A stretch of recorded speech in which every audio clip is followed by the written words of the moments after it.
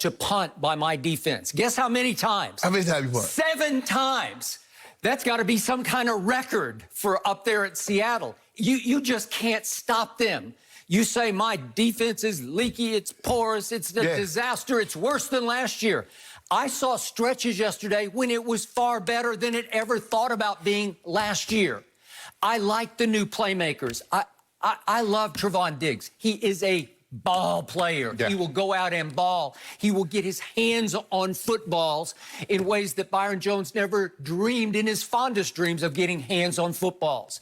I like little Jordan Lewis just running around. He gets his hands, he'll foul people, he'll get pass interference, but he gets in the middle of things and causes disruption. And Aldon Smith is a godsend. I thought he ran out of gas a little bit in the fourth quarter, which is predictable because he hasn't played in 5 years and there was no preseason. But I liked in stretches. In fact, I loved what I saw from my defense.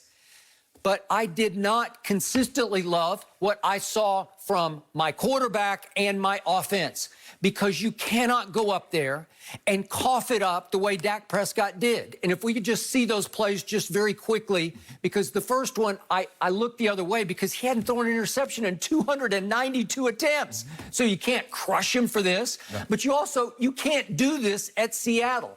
He gave Russell Wilson short fields twice. This is going to be a short field. Look where he's going down to. He's going all the way down to the 33-yard line, and Russell's going to take that home.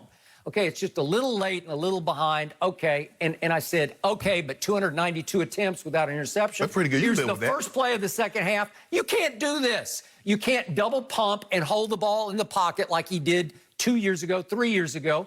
You just can't do it, and they come up with, you want to talk about a short field, this is like a gimme touchdown, right? And then there's the one you just talked about. That should have been another short field touchdown. And I'm sorry, Dak, you can't do that. You can't. That was maybe another miracle up in Seattle. I thought it was starting to happen. That's exactly what I thought. And it actually came down to the last play on which he nearly fell. How did he get out of that? I don't know. It was a miracle. It was a miracle. I thought, it's Atlanta all over. I was ready to hit send on, it's a miracle. And what happened? He couldn't get a hold of the football here. He couldn't get a grip on it, and he threw a flutter ball to nobody, and obviously some third-string cornerback intercepted it because Seattle was down to its third-string cornerback, and obviously Jamal Adams got hurt late in the first half, and he was cheerleading the whole second half from the sideline. Yes. So you got to be better. And yet, all that, you had 10 more penalties. You can't have 10 penalties. I'm starting to wonder about this new coach. I don't know. Well, Skip, they had 4 holding calls on one drive. You can't do it if you're going to win up there. Because overall, you do great things. Overall on offense, you're 7 of 15 on third down. That'll work. You're 2 of 2 on fourth down. That'll really work. You pile up 522 yards 80 plays. to Russell Wilson's 412. Well, it's good enough. You see the firepower. You say, wait a second, that's good enough to win the game. But then let's get back to my defense. They gave up 3 plays that were inexplicable breakdowns of the defense. And the first one was to Lockett. And listen, you know Lockett, I consider him as dangerous a deep threat as there is in football, right? Tyler Lockett. And he gets loose for 43 yards and nobody's home. And I'm saying, I don't know. How can you let him get loose for this? Because there's nobody home. Wait a second. Safeties. Safe is the wrong word. They shouldn't be called safeties because they're unsafe. Look at this. And then here's another one. That's the one. But it should have been a touchdown, and he's wide open.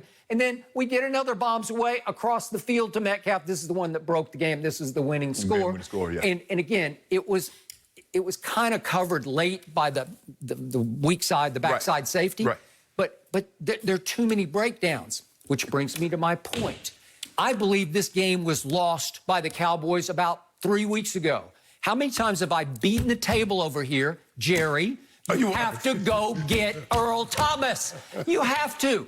I get the baggage. It's bad sign upon bad sign upon bad sign that Pete Carroll and John Harbaugh both said enough. We have the litany of all the abuses, all the rule breaking, all the violations that this man imposed upon the Seahawks and then on the Ravens, 2 really good football teams who said no to Earl Thomas. But Shannon, He grew up in Texas. He went to the University of Texas. He's a lifelong Cowboy fan. We remember back in 2017, he ran all the way up the tunnel after Jason Garrett. Come get me. Right. He wants to play for this team. I'm sure he would love to end his career for this team, but it's getting too late because yesterday was back in his old stomping grounds, Well, right? Skip, the question is, Jerry's probably thinking, well, if he has a falling out, he has a disagreement with one of the coaches or players in this locker room, is he going to run up behind Ron Rivera and say, come get me? You could be right. It's just worth a shot because of what we saw yesterday. The two safeties are nice kids. They're just good kids. We had Xavier Woods on the show. He's a great kid.